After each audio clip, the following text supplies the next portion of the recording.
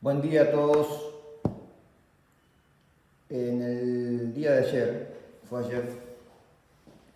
grabé un nuevo módulo, una nueva clase relacionado con modalidades contractuales. En el mismo hice alguna caracterización general, una aproximación a qué son las modalidades, dónde están tratadas en nuestra ley de contrato de trabajo y fundamentalmente les empecé a desarrollar el tema sobre la base de una clasificación que la vuelvo a reiterar porque es importante. Lo clasificamos en función a la relación de trabajo y también a la prestación laboral.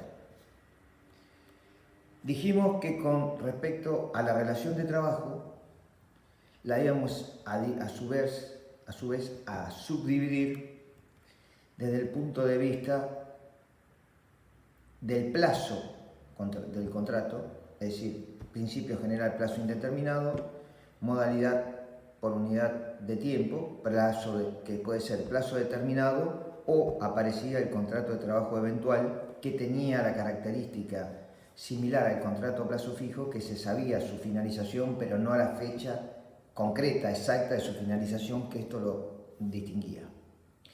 Y la segunda, en referencia al sujeto, que decíamos que el principio general del contrato de trabajo intuito persona, que no es el sujeto de ser sustituido, es decir, yo no puedo delegar en otra persona el cumplimiento que me compete a mí del contrato de trabajo desde el punto de vista del trabajador.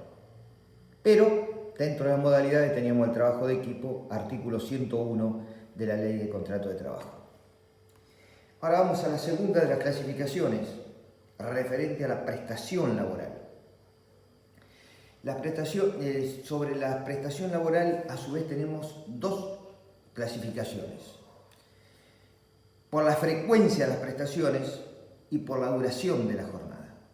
Es decir, así como en la anterior lo dividimos en función del plazo y del sujeto, acá lo vamos a dividir en función de la frecuencia de las prestaciones y de la duración de la jornada. Vuelvo a repetir, la prestación laboral las dividimos en referencia a la frecuencia de las prestaciones y a la duración de la jornada.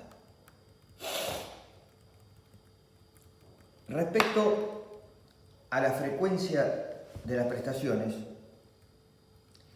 tenemos que la frecuencia de las prestaciones pueden ser de carácter continua, que es el concepto general, es decir,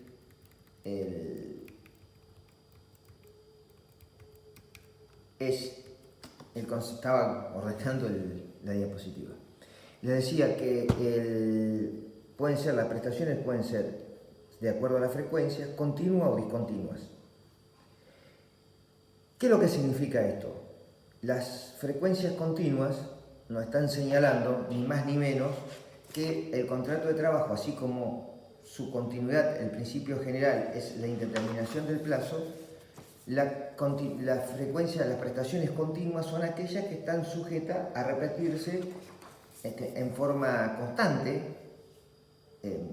repetidamente, es decir, de acuerdo a lo que está establecido en el contrato de trabajo, de lunes a viernes, de lunes a sábado del mediodía, con los descansos que prevé la ley, que pueden ser, ya lo vamos a ver, diario, semanal, anual, pero que hay una continuidad, solamente se dan suspensiones previstas por causas legales, o sea, la interrupción de ese contrato. Esas son las prestaciones llamadas continuas, pero hay otras que son discontinuas, que el contrato no se cumple, no se ejecuta el contrato en forma permanente, las prestaciones, sino que se van a suspender durante determinado tiempo y que vuelven en determinado ciclo a recobrar su plena vigencia para volver a estar suspendida en otro periodo concreto.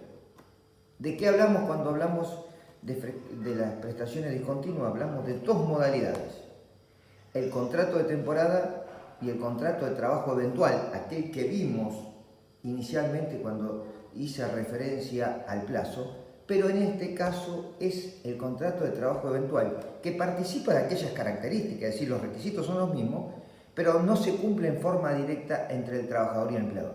Esto lo vamos a ver después. ¿Qué es el contrato de trabajo de temporada? Es un contrato, primero, tengan la advertencia les hago, que es a veces cuando recién lo empezamos a ver es susceptible de equivocar, ¿no? Es un contrato de tiempo indeterminado, principio general. Pero ¿qué es lo que tiene? Son prestaciones discontinuas.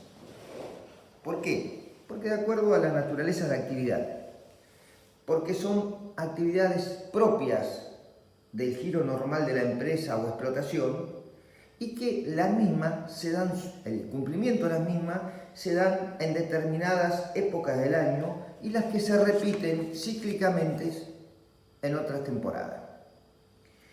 Es decir, que el primer elemento que tenemos, ¿cuál es? Que el trabajo se presta en algunas épocas del año por la propia naturaleza de la actividad y no por decisión del empleador. No decide el empleador. El empleador decide originalmente cuando se da la celebración del contrato que va a contratar a ese trabajador o a un grupo de trabajadores para esa modalidad. Pero después no decide cuáles son las fechas, sino que las fechas están determinadas por los ciclos de la producción. Ciclos que pueden ser de la naturaleza, contratos típicos, o pueden ser aquellos que no tienen tanta relación con la naturaleza, sino que podríamos decir con hechos del hombre, decisiones de naturaleza de gobierno, que serían los atípicos, como por ejemplo los fines de semana muy prolongados, puentes que se llaman ahora, donde se dan ciertas posibilidades de reapertura de comercios en lugares turísticos y donde se vuelve a convocar a trabajadores que trabajaban en esa temporada. Estas modalidades de contrato, tenemos que decir que si bien hay una suspensión de la actividad durante las épocas de que no se da, no está vigente la temporada, en el interín, ¿qué pasa con la relación? La relación sigue subsistiendo. Subsisten los deberes de conducta de ambas partes, subsisten los deberes de lealtad, guardar secreto, la buena fe, etc. Les decía que entonces los clasificamos en dos modalidades, en los típicos y los atípicos, eso dice referencia. Y entre los principales caracteres que tiene, ¿cuáles son? Para hacer una especie de resumen. Es que es un contrato de plazo indeterminado, entonces. En el receso se suspende la prestación y subsisten esos deberes fundamentales del contrato. El periodo de prueba se presume, por lo que está excluido el periodo de prueba, porque si yo tomaría un trabajador de temporada en periodo de prueba, seguramente el plazo del periodo de prueba estaría subsumido por la temporada. Es decir, si lo contrato por 60 días, cuando termine la temporada todavía está en periodo de prueba. Y sería irrelevante caracterizarlo como de tiempo indeterminado. Las asignaciones familiares se pagan en la época de efectivos trabajos, las vacaciones se tienen en cuenta en los periodos efectivamente trabajados. La enfermedad inculpable existe la obligación solo durante la época de la temporada del trabajador. Y el despido, la extinción de contratos, como todos los contratos, se puede dar con o sin justa causa, es decir, que pueda existir un despido justificado, artículo de acuerdo a lo que vamos a ver en la ley de contrato de trabajo, o injustificado, que en ese caso se remite a los términos del artículo 95 de la ley de contrato de trabajo. Ténganlo presente lo que les dije en el bloque anterior del día de ayer, referente al contrato de plazo fijo. ¿Cuál es una de las características? ¿Dónde lo tenemos previsto? Vean artículo 96 de la Ley de Contrato de Trabajo, importante, artículos 97 y 98. Un dato importante que para que tengan en cuenta es que al momento del inicio de la temporada, el empleador tiene que convocar a la temporada. ¿Qué significa convocar a la temporada?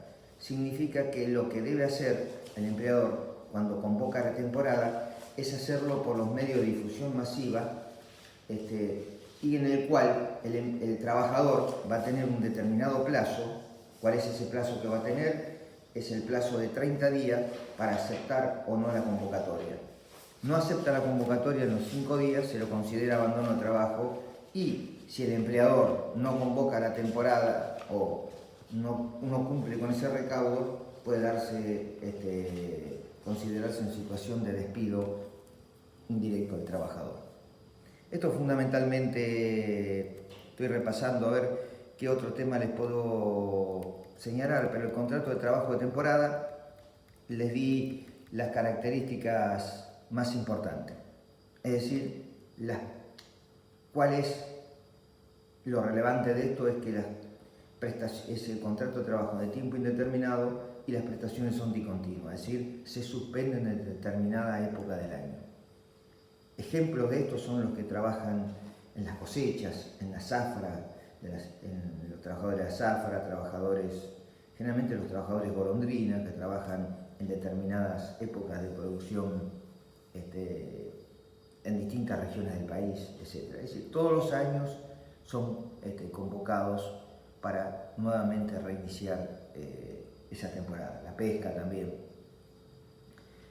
La otra modalidad dentro de lo que podríamos llamar las prestaciones discontinuas, estamos con el contrato de trabajo eventual, le dije, y que se diferenciaba del contrato de trabajo eventual, aquel que hicimos referencia cuando les hablé del sujeto en el bloque anterior.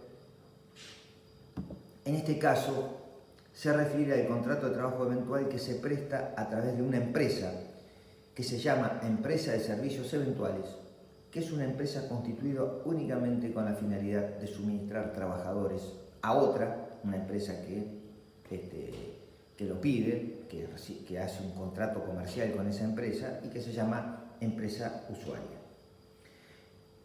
Estos trabajadores eventuales se los puede clasificar en aquellos trabajadores eventuales que realizan tareas normales en la empresa.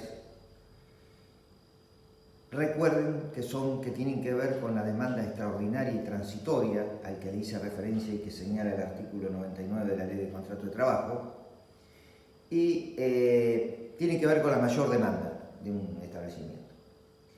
Los segundos son los trabajadores accidentales u ocasionales, que son tareas no comunes en la empresa y son requeridas para cubrir necesidades momentáneas. Le dije un ejemplo: el establecimiento no tiene personal para realizar tareas de mantenimiento, de limpieza o de pintura, entonces va a pintar el establecimiento, tiene que hacer algunas refacciones. ¿Qué hace? Contrata a trabajadores que tienen la única finalidad es realizar esas tareas de mantenimiento o de reparación. También, en estos casos, ¿cuál es la característica? Es que se sabe que finaliza, pero no está la fecha exacta o concreta de finalización. Esto es lo que distingue, vuelvo a reiterar, el trabajo a los trabajadores de contrato a plazo fijo. Trabajadores suplentes también, o lo que se llaman en ciertas actividades trabajadores de pique, que están en una especie de suplencia cuando falta un trabajador en tareas que no admiten su postergación. En el caso de los recolectores de basura, por ejemplo, tiene que ver con eso. Bueno, entonces estábamos. ¿Qué diferencia hay con el anterior trabajo eventual, o esa categoría anterior de trabajo eventual que tenía que ver con el sujeto? En aquel les dije que tenía que existir un contrato entre el empleador y el trabajador. Había una relación directa entre el empleador y el trabajador eventual. No había interrupción de las prestaciones, sino que se daba el inicio y la finalización de esa relación contractual. Acá es distinto.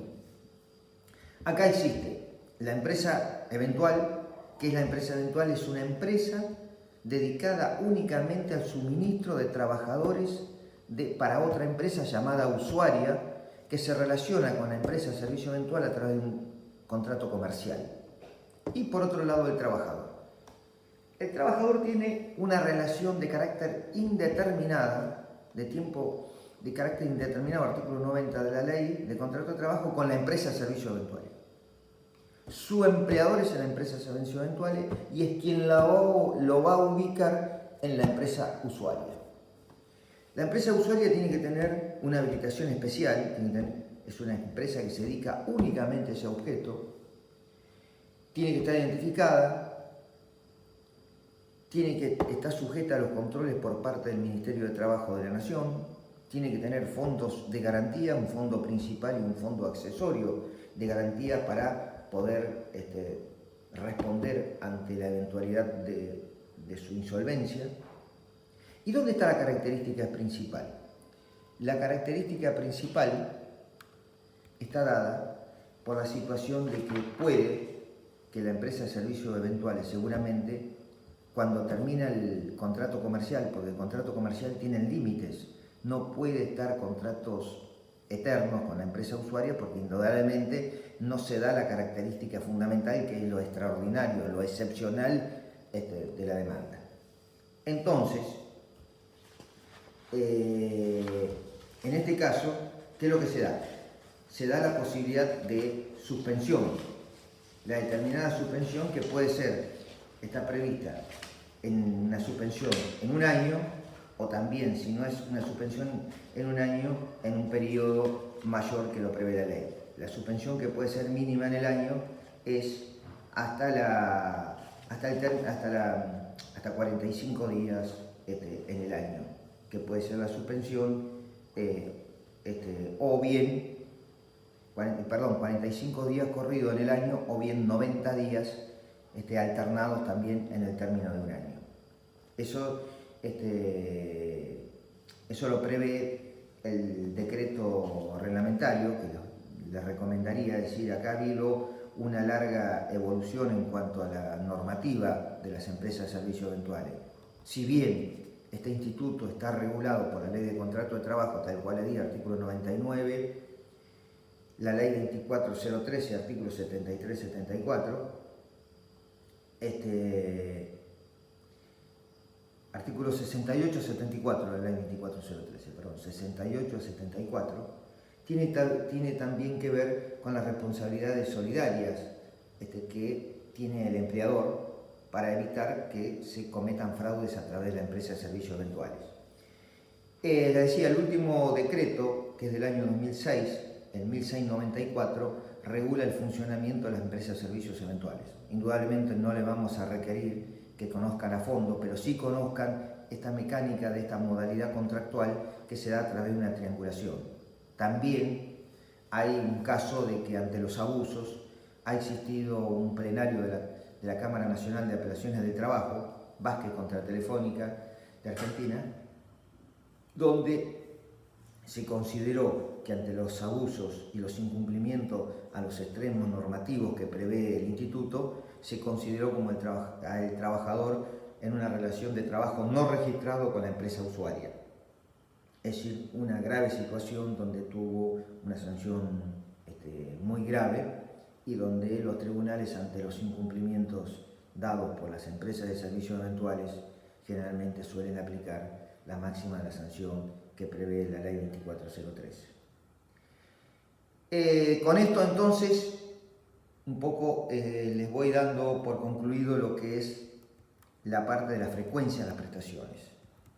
Después les dije la segunda situación de la frecuencia de las prestaciones es referente a la jornada de trabajo. Ustedes van a encontrar como principio general de la Ley de Contrato de Trabajo, ¿cuál es? Es el principio de la jornada llamada ordinaria. ¿Qué es la jornada ordinaria? La jornada ordinaria es la que prevé la Ley de Contrato de Trabajo, artículo 196, que se remite a la Ley 11.544, artículo 1, que es la Ley de Jornada, que se las voy a grabar para un próximo bloque. ¿Cuál es la jornada ordinaria en nuestro país?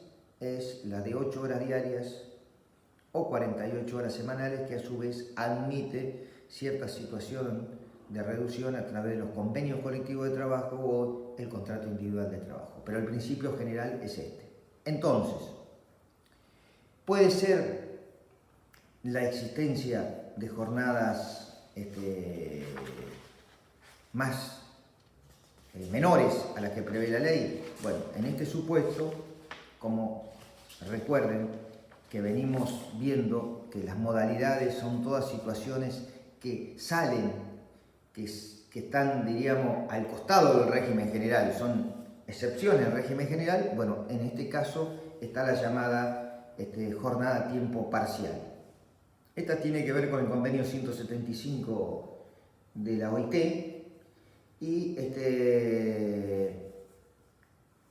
comprende este tipo de jornada aquella relación que tiene el trabajador con un empleador en una duración de una jornada diaria e inferior a los trabajadores a tiempo completo en situaciones comparables, es decir, si igual actividad, iguales funciones, pero un trabajador que es lo que hace, cumple una función, cumple tareas normales durante 8 horas y el trabajador que lo hace a tiempo parcial lo hace en una jornada que es inferior a esa normal hasta las 2/3 partes en la jornada diaria o semanal. Yo esto se la voy a ampliar un poquito cuando veamos jornada, pero de todas maneras, ¿qué les digo? ¿Qué percibe? Percibe el salario correspondiente a las horas trabajadas, al tiempo trabajado.